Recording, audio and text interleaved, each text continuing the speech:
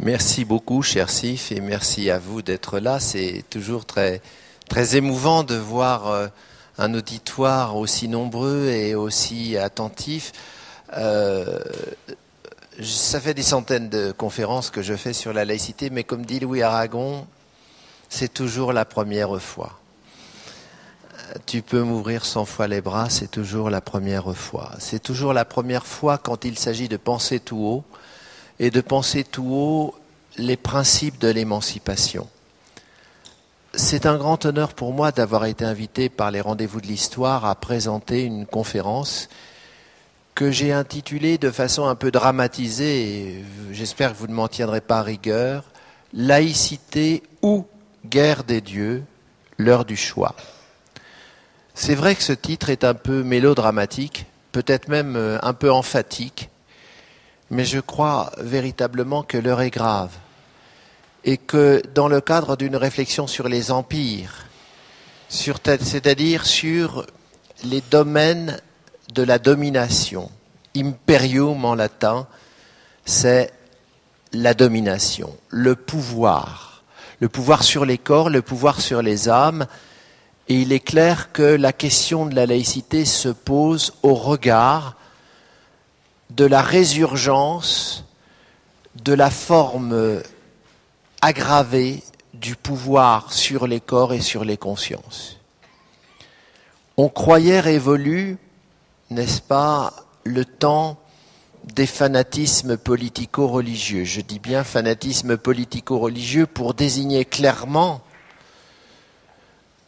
ce contre quoi la laïcité se constitue. Ce n'est pas contre la religion, c'est contre le fanatisme politico-religieux. Il faut que les choses soient claires et il faut prendre soin des mots parce que céder sur les mots, c'est céder sur les choses.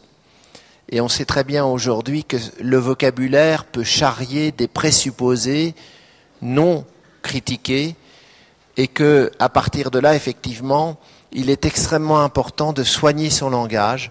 Parce que soigner son langage, c'est soigner sa pensée. La diction du monde, la façon de dire le monde est aussi une façon de se le représenter. Et donc, il est extrêmement important de prendre soin de son langage, parce que prendre soin de son langage, c'est prendre soin de sa pensée. J'ai toujours considéré d'ailleurs que s'il est une définition de la philosophie, simple, limpide, c'est la philosophie, c'est l'art de prendre soin de sa pensée. Parce que, effectivement, c'est de la pensée que découle la conduite existentielle. Et prendre soin de sa pensée, c'est prendre soin de sa vie et prendre soin de son être. Donc, nous vivons une époque grave, une époque qui devrait s'interroger sur le sens de son devenir. Nous avons vu réapparaître les fanatismes politico-religieux. Le 6 et le 7 janvier, un double drame advint pour la République. La République, c'est la liberté de conscience, forme essentielle de la liberté. Elle fut blessée à mort par la mise à mort des camarades de Charlie Hebdo. Pourtant, et je voudrais leur rendre ici hommage, avec l'émotion qui me submerge quand je pense à ce jour terrible, Charb, Wolinski, Cabu et les autres n'avaient jamais mordu le trait. Ils distinguaient parfaitement la critique d'une religion fanatique et le rejet des hommes en raison de leur religion. Ils savaient très bien que c'est la seconde chose qui est un délit. La première est licite, parce que si elle n'est pas licite, alors on est dans le religieusement correct et le politiquement correct, il n'y a plus de liberté d'expression, il faudra brûler le livre de Diderot, La religieuse, il faudra brûler le dictionnaire philosophique de Voltaire, qui valut au chevalier de la Barre d'être accusé et exécuté, entre autres. Or, dans une république laïque, dans une démocratie, la liberté d'expression est absolument non négociable. Et quand Charb, dans ses éditos absolument impeccables du point de vue de la formulation, mettait en évidence le sens de l'émancipation laïque, il ne critiquait pas la religion, mais il critiquait le fanatisme politico-religieux. Il ne rejetait pas les musulmans ou les athées ou les catholiques pour ce qu'ils sont, mais il rejetait une certaine tournure de la religion musulmane ou de la religion catholique ou de toute religion qui, par son fanatisme et son exacerbation politique, porte atteinte à la liberté et donc à la République. Ils étaient donc exemplaires dans leur façon de dire les choses et évidemment, au-delà de l'horreur éprouvée devant cet assassinat en une seconde avec une kalachnikov qui déchiquette les corps, il y eut une autre horreur, c'est d'entendre des gens dire « il l'avait bien cherché ». L'abjection la plus totale. Non, il ne l'avait pas cherché, car personne de sensé ne pourra mettre sur le même plan un dessin satirique qui est une représentation au second degré, à l'égard duquel ou de laquelle on peut prendre des distances avec la violence de la Kalachnikov qui ôte la vie instantanément. Comment avoir osé mettre en équivalence, dans une comparaison totalement insensée, totalement folle, la violence de la Kalachnikov qui serait vengeance, dont on ne sait trop quoi, et la violence ressentie par le croyant devant un dessein par lequel il se sent offensé. Mais la limite était claire. Chacun sait bien d'ailleurs que la réponse à la question « qui a commencé ?» était claire. Lorsque Théo Van Gogh est assassiné pour avoir rendu public un film qui s'appelle Submission, qui décrit l'aliénation de la femme dans la théocratie islamiste et non pas musulmane, théocratie islamiste, il est assassiné. Et alors, des journalistes danois font les premières caricatures. Et Charlie Hebdo prend le relais. C'est-à-dire que Charlie Hebdo se solidarise de Théo Van Gogh et que donc ceux qui commencèrent, c'est les fanatiques religieux, en tuant Théo Van Gogh. Et effectivement, Charlie Hebdo n'avait fait que relayer l'acte de solidarité des journalistes danois par rapport à Théo Van Gogh. Par conséquent, il n'est pas vrai, comme certains, en réécrivant l'histoire, l'ont prétendu, il n'est pas vrai que c'était les journalistes de Charlie qui avaient commencé et qui méritaient une sorte de châtiment. De toute façon, effectivement, là, on a assisté à un brouillage des choses, comme on assiste aujourd'hui à un brouillage de l'idée même de laïcité. Nous sommes 9 mois après les attentats odieux, l'attentat contre la liberté d'expression le 6 janvier, l'attentat antisémite le lendemain dans un supermarché cachère, porte de Vincennes. Mais qui est sur la sellette aujourd'hui? Qui est sur le banc des accusés à lire une certaine presse? La laïcité, qui serait liberticide, qui interdirait l'affirmation identitaire.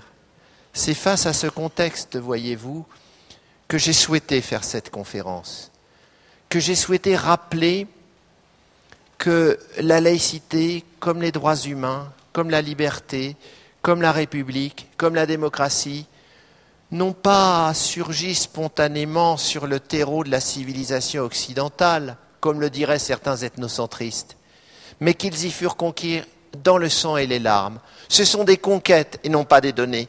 Il ne faut jamais oublier qu'une conquête est fragile, qu'elle peut être aussitôt remise en question. Rappelons qu'il ne va pas de soi qu'une société marquée par le pouvoir d'une religion se mette à distance d'elle-même. Cela ne va pas de soi. Il y faut un effort de distance critique. Toutes les sociétés ne font pas ça, ou toutes les sociétés ont vocation à le faire à certains moments. lorsqu'elles sont victimes d'un impérium, d'un empire sur la conscience, d'un empire sur les corps, elles ne vont pas forcément se mettre spontanément à distance de cet empire. Aucun empire ne s'effondre de lui-même. Il faut une désaffection, il faut une résistance, il faut l'esprit critique. Et c'est là, voyez-vous, et je voulais, dans cette introduction, marquer la différence majeure entre deux acceptions du mot culture. Parce qu'aujourd'hui, il y a des gens qui se drapent dans le drapeau républicain, qui prétendent défendre la laïcité, ce qui est relativement nouveau pour eux. Et il ne faut pas céder à l'illusion qu'ils défendent la laïcité. Je vais y revenir parce que ce sujet me tient à cœur. Je ne veux pas que la laïcité soit salie dès lors qu'elle est reprise comme une sorte d'invocation prétexte par des personnes qui, en invoquant la laïcité, visent tout à fait autre chose que la laïcité, à savoir la stigmatisation d'une partie de la population. Mais si c'est une stigmatisation d'une partie de la population, l'idéologie qui les anime, et vous savez très bien de qui je parle, ce n'est pas l'universalisme laïque qui permet aux croyants des diverses religions, aux humanistes athées ou agnostiques, de vivre paisiblement et dans la concorde dès lors qu'ils jouissent d'une égale liberté et qu'il n'y a plus de privilèges pour la religion, pas plus qu'il n'y a de privilèges pour l'athéisme, et que la puissance publique, res publica, la chose publique, se consacre à l'intérêt commun à tous, à l'intérêt général, commun aux croyants, aux athées, aux agnostiques. Donc cet idéal de laïcité qui émancipe la puissance publique de la tutelle religieuse, non pas pour faire guerre à la religion, mais pour faire en sorte que les divers croyants, les athées, les agnostiques, puissent fraternellement coexister dès lors que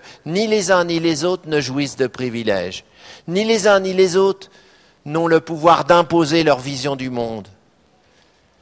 Eh bien, ce bel idéal de laïcité est calomnié, caricaturé, par ceux qui l'enrôlent au service d'une cause qui n'est pas du tout la cause laïque, qui est une autre cause. Laquelle? Le choc des cultures, the clash of civilizations. Et le choc des cultures, le livre de Samuel Huntington, doublé d'une référence implicite à Carl Schmitt, qui dit qu'un pouvoir politique s'affirme, une nation s'affirme, quand on affirme un nous contre un eux. L'idée qu'on se poserait en s'opposant à une altérité. Eh bien, quelle force politique réunit ces deux attributs? Notre culture est bonne, la leur, c'est l'abjection. Ils utilisent le mot culture dans un sens très étrange. Comme beaucoup de religieux, comme Tarek Ramadan aussi, avec qui j'ai polémiqué, car il me disait que lorsque je parlais d'Averroès, je me mêlais de sa culture. Et je lui fis cadeau de Voltaire et de Spinoza en lui disant « Prenez, ils ne m'appartiennent pas ». Ce qui m'apparaît comme un signe des temps, c'est que on utilise le mot culture dans deux sens quasiment opposés. Et je soumets cela à votre jugement. Premier sens, on entend par culture l'ensemble des us et coutumes d'un groupe humain à un moment donné de son existence. La tradition, en somme, d'un groupe humain. Et être fidèle à sa culture, c'est être soumis à sa tradition, supposée identitaire et constitutive. Ça, c'est le premier sens. C'est d'ailleurs un sens que les ethnologues ont souvent accrédité. Mais il y a un deuxième sens. La culture au singulier, et non pas les cultures comme ensemble de traditions, c'est le processus par lequel l'homme dépasse le donné. Cultiver un champ, c'est le labourer, le rendre meilleur pour aller au-delà. La culture comme autotransformation de l'homme qui fait advenir en lui ses potentialités, c'est le processus de dépassement critique du donné. Il y a dans cette culture-là un sens dynamique, un sens de progrès. Et si on réfléchit, ces deux sens, le sens statique de la culture comme soumission à la tradition et le sens dynamique de la culture comme processus de dépassement du donné, ces deux sens sont contradictoires. Permettez-moi de choisir la culture au sens dynamique, qui est le dépassement critique de la tradition, au sens statique. La notion machiste de chef de famille, qui pendant 2 millénaires ou presque fit de la femme le deuxième sexe, comme disait Simone de Beauvoir à la Libération, cette notion de chef de famille était inscrite dans la culture judéo-chrétienne. Yvette Roudy, en 1983, réécrit le livret de mariage et fait disparaître la notion de chef de famille. Le livret de mariage, parlons culture, avant 1983 disait « Le mari est le chef de famille, il choisit le domicile conjugal et sa femme est tenue de le suivre. » Laïcisation du livret de mariage. Le mari et la femme exercent conjointement l'autorité parentale et choisissent de concert le domicile conjugal. Nous voyons là ce qu'est la laïcisation du droit commun. Auparavant, le droit commun reprenait, comme allant de soi ou presque, la tradition de la soumission de la femme à l'homme, en reprenant la notion de chef de famille que l'on trouve dans l'Ancien Testament. Tes désirs te porteront vers ton mari et lui dominera sur toi. C'est une phrase de la malédiction par Jéhovah d'Ève, qui a été largement responsable du péché de la maudite cueillette. Mais cette notion machiste de chef de famille, elle est déjà là. On est dans une société patriarcale. Et les religieux de l'époque, alors qu'ils ne jurent que par la transcendance, et j'entends par transcendance, la faculté que l'on a de s'élever au-dessus de quelque chose et d'en être indépendant, d'être à la fois extérieur et supérieur. Dans l'idée philosophique de transcendance, qui était assez simple à expliquer, il y a une double idée d'extériorité et de supériorité. Mais là, les religieux qui ont sacralisé la notion de chef de famille, qui était présente dans les sociétés patriarcales traditionnelles, ont péché, si j'ose dire, par défaut de transcendance. Ils ont été plutôt immanents aux préjugés de la société de leur époque. Ils étaient immanéo, je reste à l'intérieur des préjugés. Bientôt, on ne saura plus le latin, alors on ne pourra plus faire les étymologies, c'est un peu dommage, parce que ça permet de connaître un certain nombre de choses. Mais in maneo, je reste à l'intérieur. La transcendance, c'est m'élever au-dessus d'eux. Sartre, d'ailleurs, utilise la transcendance dans un sens immanent, puisqu'il dit qu'il n'y a pas besoin de Dieu pour transcender. C'est l'homme qui peut transcender une épreuve, qui peut la dépasser. J'ai traversé cette épreuve en allant au-delà. Donc j'ai fait preuve de transcendance immanente aux données. Mais les religieux qui consacrent la notion de chef de famille en la sacralisant par les récits bibliques, par les épîtres de Paul aux Éphésiens, par une sourate du Coran qui dit « La femme a un degré de préséance de moins que l'homme », qu'est-ce à dire? Que la femme n'a pas les mêmes droits que l'homme, que son être juridique est inférieur à l'être juridique de l'homme.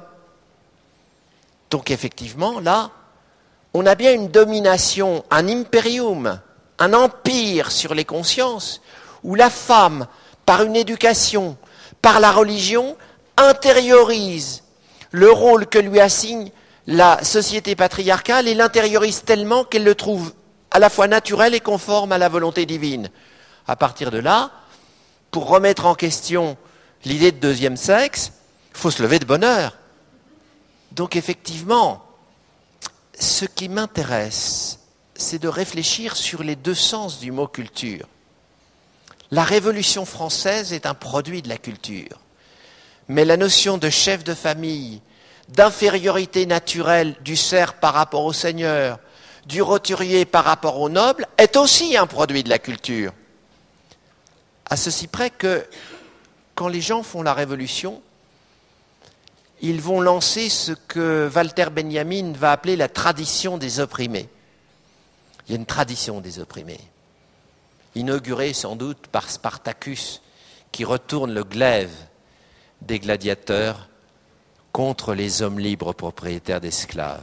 Car qu'est-ce qu'un esclave, sinon un homme libre dont on a raturé la liberté?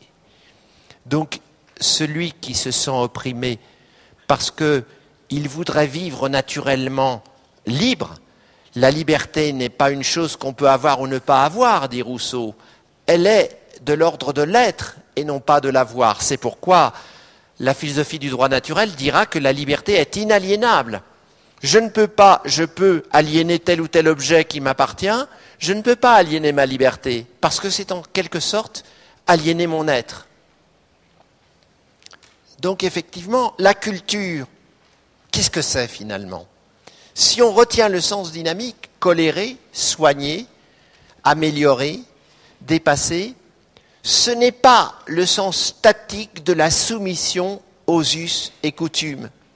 C'est au contraire le sens dynamique du dépassement critique de ce qui mérite d'être dépassé. Ce qui suppose l'esprit critique. L'esprit critique n'est pas l'esprit de critique, c'est la capacité d'analyser et de distinguer. Krinein en grec, c'est distinguer.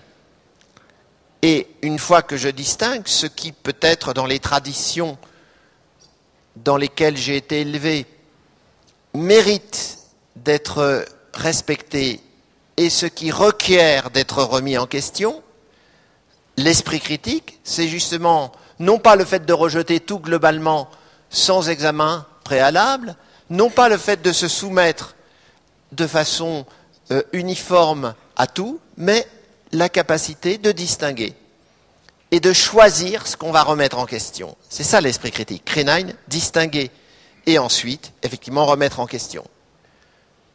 Comment la femme a-t-elle pu remettre en question l'idée qu'elle était la seconde et la servante de l'homme, sinon en remettant en question le processus idéologique de sacralisation de la domination dont elle était l'objet, le fait que l'empire sur les corps devienne l'empire sur les consciences, et que les consciences, à force d'intérioriser l'idée que la domination qu'elles subissent est naturelle, ne se révoltent pas contre elle.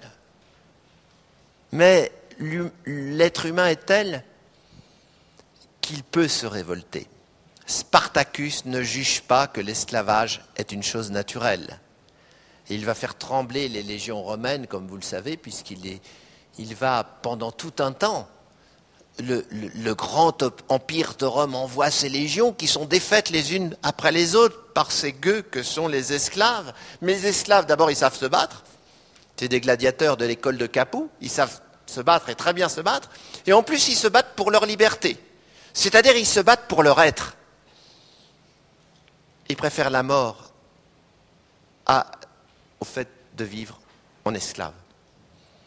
Et ils vont effectivement remettre en question l'idée qu'il y aurait, par essence des esclaves et par essence des hommes libres. Ils inaugurent la tradition des opprimés. Et ensuite, les serfs, dans les jacqueries paysannes, continueront cette tradition des opprimés. Les colonisés, un jour, poursuivront la tradition des opprimés. Toussaint Louverture est plus près de nous, Gandhi, Aimé Césaire et d'autres poursuivront cette tradition des opprimés. Et les femmes qui se révoltent contre la situation qui leur est faite en disant qu'elle n'a rien qui soit voulu par Dieu. Elles ne sont pas obligées d'abandonner leurs croyances religieuses pour se révolter, mais elles peuvent faire un effort critique pour émanciper leur conscience de cette soumission. Je dis souvent, en Tunisie, lorsque je suis allé faire une conférence d'hommage à Chokri Belaïd, le grand laïc tunisien assassiné par des extrémistes, sans doute des islamistes. Mesdames, comment pouvez-vous imaginer qu'un Dieu éternel partage les préjugés d'une époque. Un Dieu éternel peut-il avoir des pensées historiquement déterminées? S'il est éternel, il est contemporain de toutes les époques. Pourquoi se serait-il arrêté à une époque patriarcale? Pourquoi Dieu dirait-il la femme a un degré de préséance de moins que l'homme? Pourquoi Dieu dirait-il à la femme, tes désirs te porteront vers ton mari et lui dominera sur toi? Pourquoi Dieu dirait-il à la femme, femme, soyez soumise à vos maris? Épître de Paul. C'est Dieu qui parle? Réfléchissez. Si Dieu est éternel, est-ce qu'il peut parler le langage historiquement daté du préjugé d'une époque patriarcale? Oui, non. C'est une exégèse critique qui, en distinguant ce qui est historique et ce qui peut être éternel, ce qui peut être éternel, il peut y avoir des choses éternelles. Respecte et aime ton prochain comme toi-même, ça peut être un énoncé qu'on admet à travers les siècles. Mais la femme a un degré de préséance de moins que l'homme, ou le mari est le chef de famille. Est-ce que ça doit être éternel? Si on appelle éternel pour les croyants ce qui peut valoir à travers tous les siècles, seul ce qui est éternel et seul ce qui peut valoir pour tous les siècles est attribuable à Dieu. Et si pour les athées, on admet éternel ce qui doit être, parce que c'est dans l'ordre de la justice, on dira que ce qui est juste relève du présent intemporel. Il est juste que la femme ait les mêmes droits que l'homme. Ça aurait dû être juste hier, c'est juste aujourd'hui, ça sera juste demain. L'attribution de l'éternité découle ici de l'attribution de la justesse et de la justice. Ce qui veut dire que la culture ici en appelle à l'examen de l'historicité des empires, des dominations, de la domination de l'homme sur la femme, de la domination du seigneur sur le serf, de la domination effective des hommes libres sur les esclaves. Martin Luther King, Nelson Mandela, eux aussi font partie de cette belle tradition des opprimés qui jalonne l'histoire et qui nous lègue sa culture. Mais qu'est-ce que la culture des opprimés? Sinon la culture de la résistance à l'oppression, aux empires, aux pouvoirs établis, lorsque ceux-ci violent les principes des droits humains. Et la laïcité dans tout cela, elle prend évidemment le parti de la culture au sens dynamique. La laïcité, et longtemps je me suis questionné, je vous livre un peu les méandres de ma réflexion, je me suis souvent dit, mais pourquoi y a-t-il de tels désaccords sur la définition de la laïcité? Je vais soumettre à votre jugement deux idées. Il y a un désaccord sur la question de la définition de la laïcité. Certains voudraient se contenter de la laïcité comme liberté de conscience, que quelquefois d'ailleurs ils rebaptisent, c'est le cas de le dire, liberté religieuse. À quoi je rétorque, si la liberté religieuse est la liberté d'avoir une religion, très bien, mais c'est aussi la liberté de ne point en avoir. Mais va-t-on appeler liberté religieuse la liberté d'être athée? Ça paraît un peu singulier. Il vaut donc mieux remonter au concept générique de liberté et dire liberté de conscience. Et non pas liberté religieuse, la liberté religieuse étant un cas particulier de la liberté de conscience, la liberté athée, entre guillemets, pour autant que ça ait un sens, étant un autre cas particulier. Mais nous devons subsumer, réunir sous ces deux libertés, de telle façon qu'on pense sous l'unité d'un même concept, une liberté qui englobe la liberté de l'athée et la liberté du croyant. Le b.a.-ba de la laïcité côté liberté de conscience consisterait à dire la conscience est libre, la religion est libre, mais elle n'engage que les croyants. Du fait même d'ailleurs qu'elle est libre, elle ne peut pas engager des athées parce qu'elle est libre. Elle est libre pour le croyant, donc l'athée ne doit pas se voir imposer le credo. De la même façon, la liberté de l'athée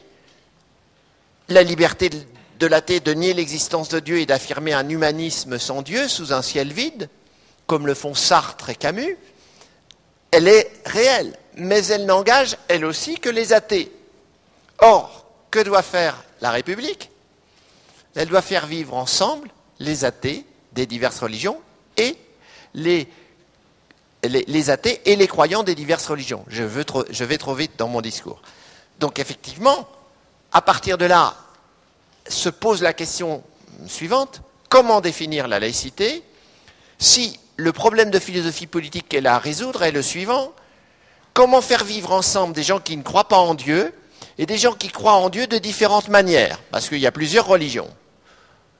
Marianne répond, je la fais parler, c'est l'allégorie de la République, cette femme qui ne porte comme symbole, je le rappelle, que le bonnet phrygien que portaient les esclaves affranchis.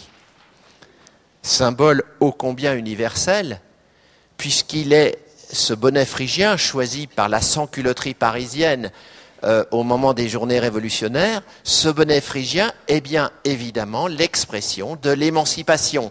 Non pas de la liberté toujours déjà là, mais de la libération comme processus d'émancipation. Marianne, quel discours va-t-elle tenir?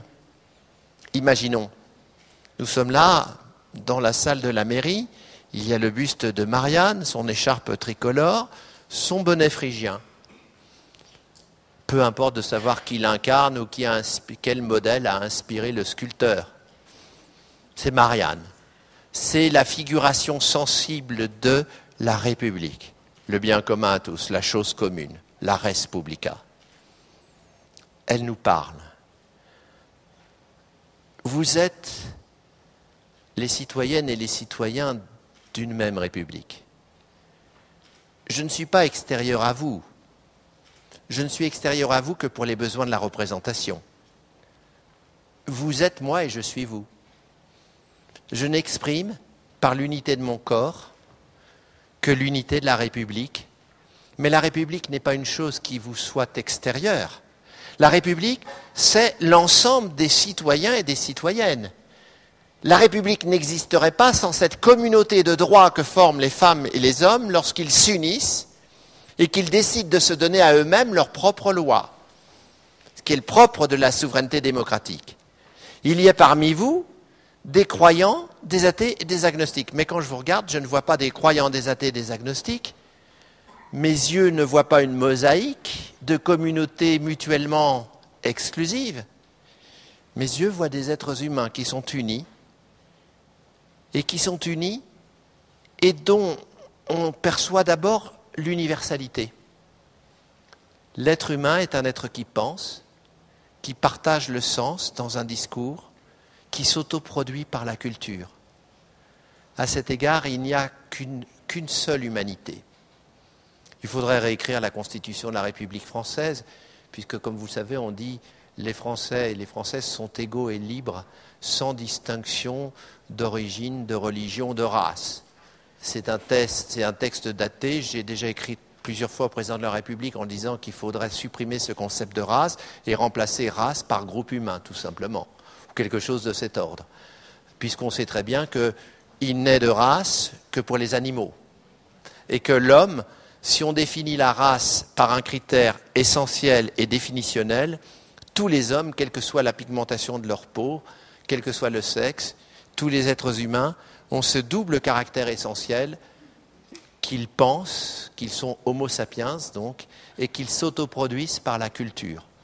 Dès lors, si on définit l'humanité par le fait de par l'animal qui pense, homo sapiens, et l'animal qui vit dans la cité, l'homo politicus, il n'y a pas de différence entre un blanc, un noir et un jaune et un rouge, comme disait d'ailleurs déjà Leibniz dans les nouveaux essais sur l'entendement humain. Je referme la parenthèse. Cet universalisme qui faisait dire à Montaigne, admirablement dans le livre 2 des essais, « Chaque homme porte en lui la forme entière de l'humaine condition ». superbe. Chaque être humain derrière nous, il est évident, mesdames, mesdemoiselles, que c'est homme au sens générique ou être humain au sens générique qu'il faut comprendre ici. Chaque être humain porte en lui la forme entière de l'humaine condition. Ce qui veut dire qu'avant d'être croyant, athée, agnostique, musulman, catholique, protestant, bouddhiste, hindouiste, nous sommes hommes. Et en amont même de toute différenciation de l'humanité, il y a ce qui est commun à nous tous, qu'on peut appeler universel, en rappelant qu'est universel ce qui est propre à tous les hommes, est particulier ce qui est propre à certains hommes, et est singulier ce qui est propre à un homme ou une femme. La singularité ici, s'il y a 250 personnes, il y a 250 personnes singulières qui ne sont pas interchangeables. S'il y a sur les 250 personnes 120 croyants et 120 athées, ça c'est une particularité, mais cette particularité ne doit pas opposer les êtres humains. Quand je regarde cette belle assemblée, de la même façon, pardonnez-moi de cette comparaison ou ce parallèle, mais je file la métaphore, quand je regarde cette belle assemblée, je ne vois pas des croyants, des athées, des agnostiques, des catholiques, des protestants, non. Je vois des êtres humains dont certains sans doute ont une conviction religieuse, dont d'autres sans aucun doute aussi ont une conviction d'humaniste athée, mais pour l'heure, ce qui me saute aux yeux, c'est l'unité de l'humanité. Chaque être humain, quel que soit son particularisme, détient la forme entière de l'humaine condition, comme disait Montaigne. Telle est la source humaniste de l'émancipation laïque. Mais poursuivons le raisonnement. La culture, au sens dynamique, c'est le processus de dépassement du donné et non pas la soumission du donné.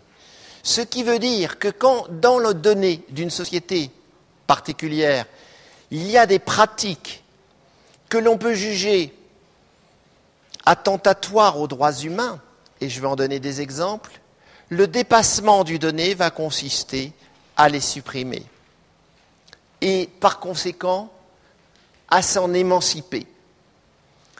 Et je crois que dans la définition de la laïcité, il est clair qu'on ne peut pas dire simplement la liberté de conscience, a fortiori on ne peut pas dire la liberté religieuse. Il faut dire la liberté de conscience et l'égalité de droits des croyants, des athées et des agnostiques. Parce que on ne peut pas être plus ou moins homme. On est tous hommes à part entière, ce qui suppose que, avec la liberté, doit aller l'égalité. L'égale liberté, comme disait Balibar. L'égale liberté, si on veut faire un seul mot. Égale liberté du croyant, de l'athée et de l'agnostique. Tout de suite, vous comprenez que l'égale liberté interdit le privilège public de la religion. Elle interdit que la religion soit érigée en représentation privilégiée, alors que l'athéisme serait refoulé dans la sphère privée. Je dis ça parce que il m'arrive en tant que citoyen, et je ne vous dis pas ce qu'est mon option spirituelle, qui ne regarde que moi, je suis un petit peu exaspéré par l'omniprésence de la référence aux religions. C'est à croire qu'il n'y a pas d'humaniste athée ou agnostique dans ce pays. Or, toutes les enquêtes récentes montrent qu'un Français sur deux se déclare indifférent à la foi religieuse. Et d'ailleurs, quand on dit qu'on va étudier le fait religieux dans les écoles, je ne suis pas contre, mais je trouve ça un petit peu discriminatoire et réducteur. On devrait étudier, comme naguère, les humanités, l'humanisme athée, les convictions religieuses et l'humanisme agnostique, c'est-à-dire qu'il n'y a aucune raison de privilégier dans l'étude des spiritualités une spiritualité simplement religieuse, comme si les religions détenaient le monopole de la spiritualité. Elles ont effectivement une dimension de spiritualité, mais elles n'en sont pas les seules. Et un programme d'éducation nationale, j'ai écrit d'ailleurs à la ministre en ce sens, en disant que je ne comprends pas qu'on dise qu'il faut enseigner l'étude du fait religieux, alors qu'il faudrait enseigner de façon beaucoup moins discriminatoire et beaucoup plus englobante l'ensemble des spiritualités qui peuvent informer la vie et qui peuvent inspirer les régulations morales et éthiques. C'est donc évidemment à ce qu'on appelait très significativement les humanités qu'il faudrait ramener le projet de l'école et non pas à la seule focalisation du fait religieux. Mais revenons à cette question de la définition. La définition de la laïcité sur laquelle les choses achoppent, c'est que quand on dit liberté de conscience et égalité de traitement et de droit des croyants, des athées et des agnostiques, c'est là que le bât blesse. Parce qu'il y a des gens qui se disent laïcs, mais qui voudraient bien garder quelque chose de l'ancien caractère de religion reconnue. Vous voyez par exemple le concordat d'Alsace-Moselle qui continue à sévir en Alsace-Moselle, parce que effectivement là, les spiritualités ne sont pas traitées à égalité. Quand on donne un statut de droit public à la religion, alors qu'on garde un statut de droit privé à l'athéisme, il y a inégalité de traitement. C'est pourquoi je pense que la laïcité implique nécessairement l'égal traitement des croyants, des athées et des agnostiques, et que l'égale liberté la définit. Mais il y a un autre point sur lequel, effectivement, il y a conflit de définition, c'est la question de savoir comment définir la laïcité. Or, vous avez beaucoup de penseurs, que je ne citerai pas parce que je ne suis pas là dans les critiques ad hominem en l'absence des principaux intéressés, mais vous avez beaucoup de penseurs qui réduisent la laïcité à la sécularisation. Or, qu'est-ce que la sécularisation ? Sécular, séculier, c'est un mot religieux à l'origine. On distinguait ce qui était séculier, c'est-à-dire inscrit dans le siècle, en somme le civil et le temporel, et ce qui était régulier, c'est-à-dire faisant l'objet d'une organisation selon des règles, notamment dans les couvents, dans les monastères, etc. Et pendant longtemps, l'Église a tenu les registres d'état civil, a dicté la conception du mariage. Je parle de l'Église catholique. Donc l'autorité régulière, donc ecclésiastique, détenait le pouvoir sur le séculier. Et d'ailleurs, le roi, le prince, l'empereur, se devait d'appliquer de façon impériale les normes même de la régulation religieuse. La foi dictait la loi. Or, comme on le sait, un processus graduel, souvent difficile, a fait que les autorités religieuses ont été dessaisies de ce pouvoir régulateur qui a été transmis à des autorités séculières. Et donc on a appelé sécularisation le transfert à des autorités civiles de ce qui auparavant était assuré par des autorités religieuses. Mais là où j'attire votre attention et où je sollicite effectivement votre jugement, je pense qu'on ne peut pas réduire la laïcité à la sécularisation. Parce que, je vais donner simplement un exemple. Le livret de mariage, en 1983, il était parfaitement sécularisé. Mais il y a quelque chose qui n'était pas sécularisé. C'est la vision religieuse du chef de famille, qui elle-même était une sacralisation des sociétés patriarcales. Donc, il ne suffit pas de transférer aux autorités séculières ce qui auparavant dépendait des autorités religieuses, il faut aussi s'émanciper chaque fois que nécessaire de coutumes, de pratiques qui violent les droits humains.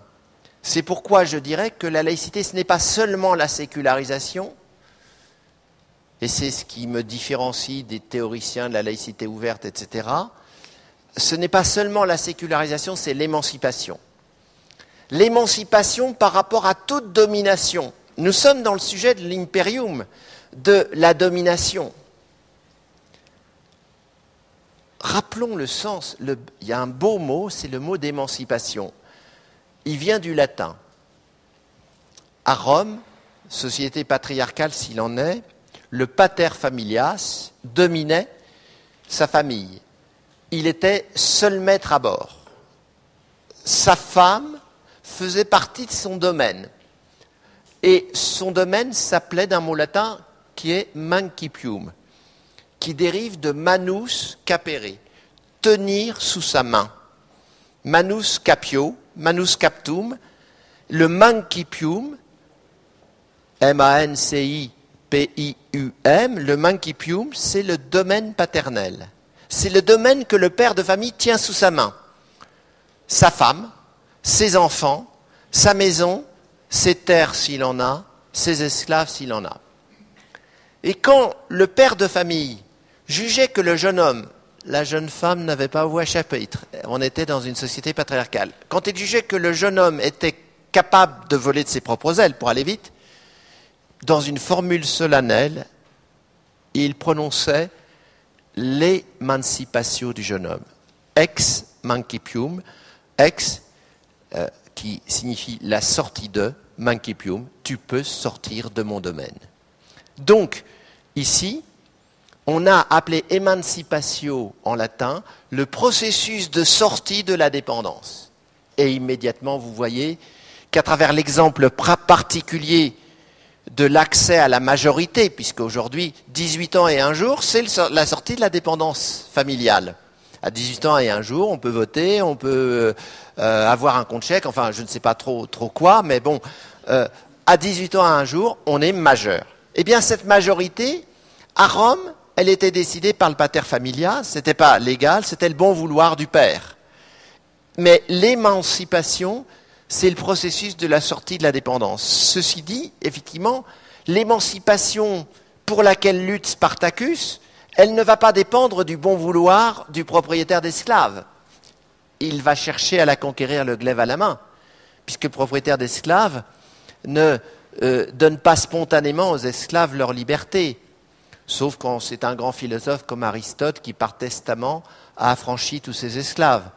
Mais effectivement, qui a vaincu Spartacus? Un riche propriétaire d'esclaves qui a enrôlé, outre toutes les légions romaines placées sous son commandement, Crassus, des mercenaires chèrement payés. Et là, l'armée d'esclaves de Spartacus a été écrasée sous le nombre. Et vous savez l'horrible histoire sur la via qui va de Capoue à Rome. On a jalonné des esclaves crucifiés, exemplarité terrible, avis aux amateurs, avis aux esclaves qui désormais contesteraient l'ordre esclavagiste. Voilà. Et il y avait des esclaves sur des kilomètres et des kilomètres de la via qui va de Capoue à Rome. Donc effectivement, l'émancipation, c'est la sortie de la dépendance.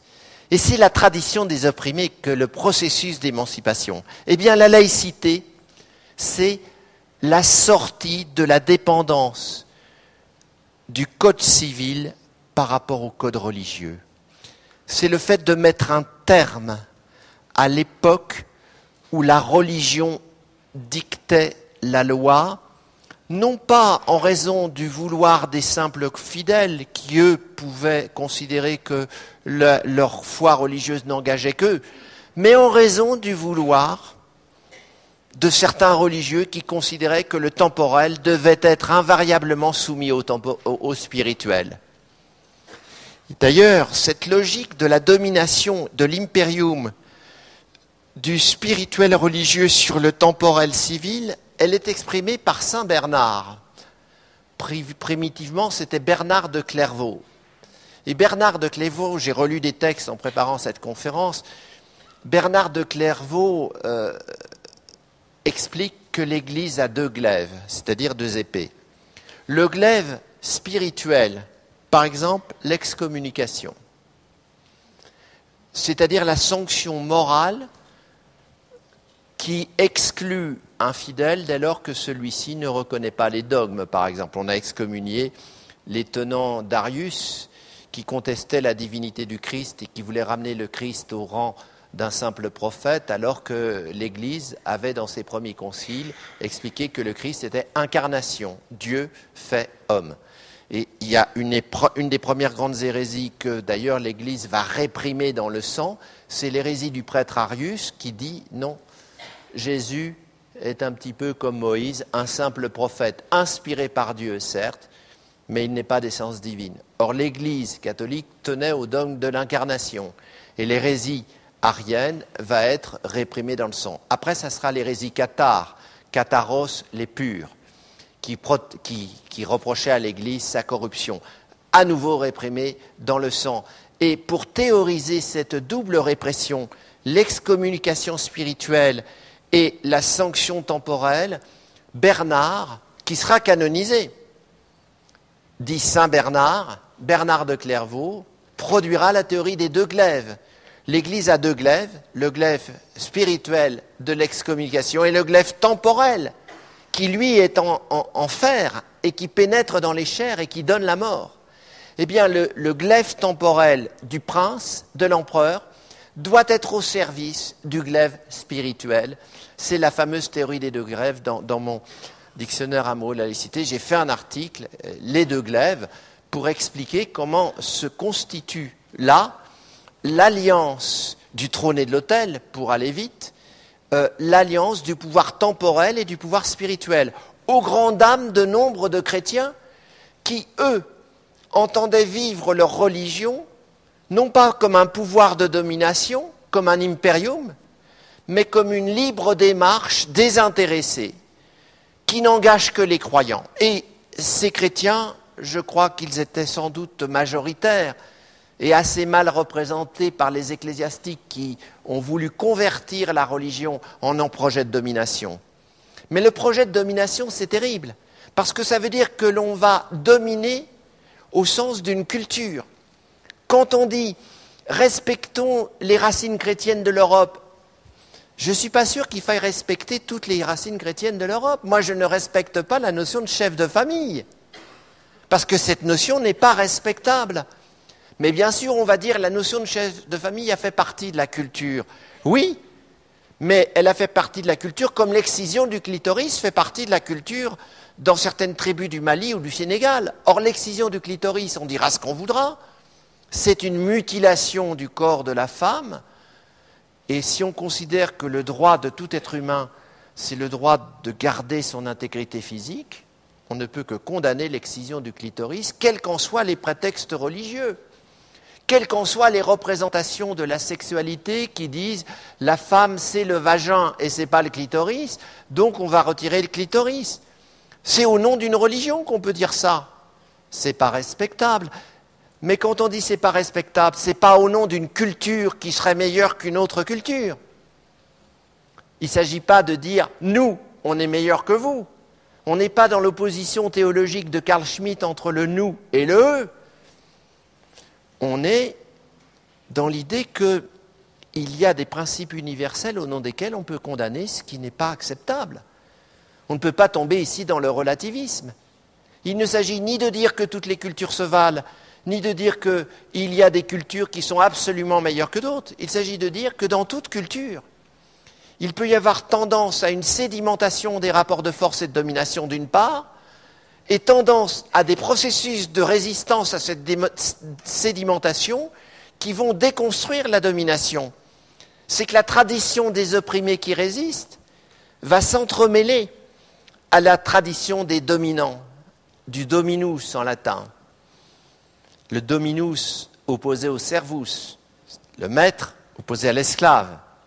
Et effectivement, la tradition des dominés peut être une tradition de résistance. Spartacus, les jacqueries paysannes, les femmes qui se révoltent, Olympe de Gouges, qui rédige une déclaration des droits de l'homme, des droits de la femme et de la citoyenne, au nom même de la déclaration des droits humains. Emmeline Pankhurst, la grande suffragette britannique qui demande le droit de vote des femmes, qui s'attache aux grilles des parcs londoniens.